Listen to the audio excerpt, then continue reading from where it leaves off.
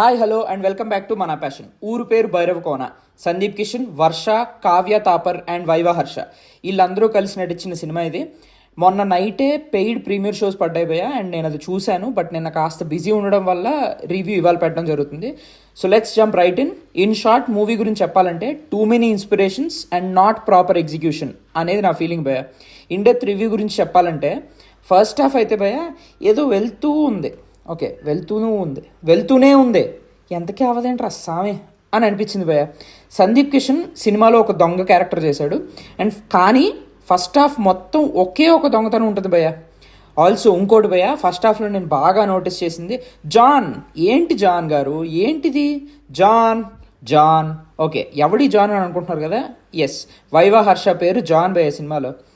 ఏంటో cinema first half మొత్తం John అనే ఉంటుంది భయ్య. మరి అది ఎందుకు పెట్టారో, కావాలని పెట్టారో, కామెడీ వర్కౌట్ వద్దని పెట్టారో ఏమో కానీ for me it didn't work. సినిమాలో డైలాగ్స్ కానీ ఒక ఫ్లో కానీ చాలానే తప్పులు కనిపించాయి భయ్య. నాకు యాజ్ అ బేసిక్ వ్యూవర్ నాకే చాలానే ఇన్కన్సిస్టెన్సీస్ అనిపించాయి. డైరెక్టర్ విఏ ఆనంద్కి ఒక స్టైలిష్ ఇమేజ్ నా లెక్కలో అయితే, అంటే లైక్ సినిమాలు మంచి స్టైలిష్ అండ్ ఒక డిఫరెంట్ ప్యాటర్న్ ఆఫ్ మూవీస్ని తీస్తారు అనే ఒక ఫీలింగ్ నాకైతే ఉంది. Especially because of his older movie ఎక్కడికి పోతావో చిన్నవాడ. ఆ సినిమాకి biggest asset was the comedy. Horror or jump scares ఇస్తూనే ఒక మంచి ఎమోషనల్ డ్రైవ్ ఇస్తూ అలాగే మంచి కామెడీ ఉన్న సినిమా అది. ఈ సినిమాలో కామెడీ ట్రై చేశారు which didn't work out for me. And jump scares అనిపించేలాగా కొంతమంది మొహాలు కెమెరా ముందుకు వస్తుంటాయి భయ్య. అది ఒక స్టేజ్కి వచ్చిన తర్వాత ఏంట్రా ఇది అన్న ఫీలింగ్ వచ్చింది భయ్య. ఆల్సో క్యారెక్టర్ ఆర్టిస్ట్ చాలామంది ఉన్నారు భయ్య. బ్రహ్మాజీ గారు, రవిశంకర్, జయప్రకాష్, రవివర్మ ఇలా చాలామంది ఉన్నారు. కానీ ఎవ్వరికీ కూడా ఒక సరైన క్యారెక్టర్ పడలేదు. ఒక రకంగా చెప్పాలంటే స్క్రీన్ స్పేస్ కూడా పెద్దగా ఎక్కువేం లేదు. సినిమా స్టార్టింగ్లో శాసనాల గ్రంథం కాదు, గరుడు పురాణం గురించి మాట్లాడారు భయ్య. అదేదో 4 పేజీలు పోయినాయి అని, దానివల్ల దాన్ని తీసేసి మళ్ళీ తీసుకొచ్చారని ఏమో భయ్య. ఐఎమ్ నాట్ షూర్ అది ఎంతవరకు కరెక్ట్ అనేది నాకు కూడా తెలీదు.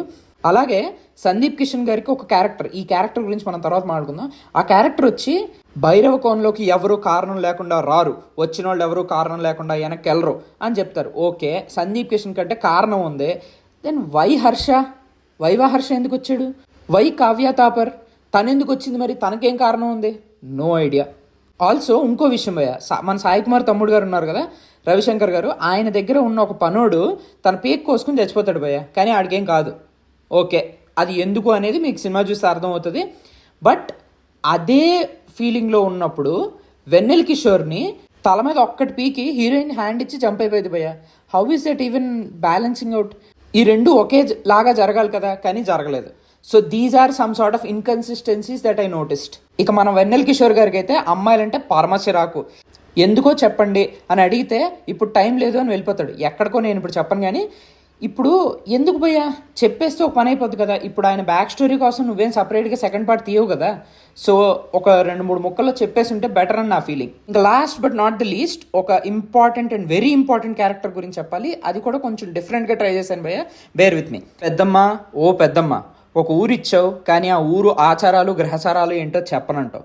వెనక్కి చూడవు, కానీ అంతా నీకు తెలుసు, నీకోసమే ఎదురు చూస్తున్నానంటావు. మంత్రదండం చూపించి I control every one and everything in this village అంటావు. కానీ ఆ దండాన్ని ఒక దగ్గర పార్క్ చేసి చేతిలో చెయ్యేసి నిజాన్ని తెలుసుకోమంటావు. అదేంటో ఎవరికీ అర్థం కాదు. మళ్ళీ ఆ దండాన్ని హీరోకి ఇచ్చి కాపాడుతావు. ఓ పెద్దమ్మ, యు ఆర్ గ్రేట్ పెద్దమ్మ. I demand a solo film for this పెద్దమ్మ. జై పెద్దమ్మ, జై పెద్దమ్మ. On that note, that's it for the review guys. Thanks for watching. Do like, share and subscribe to Mana Passion. Thank you.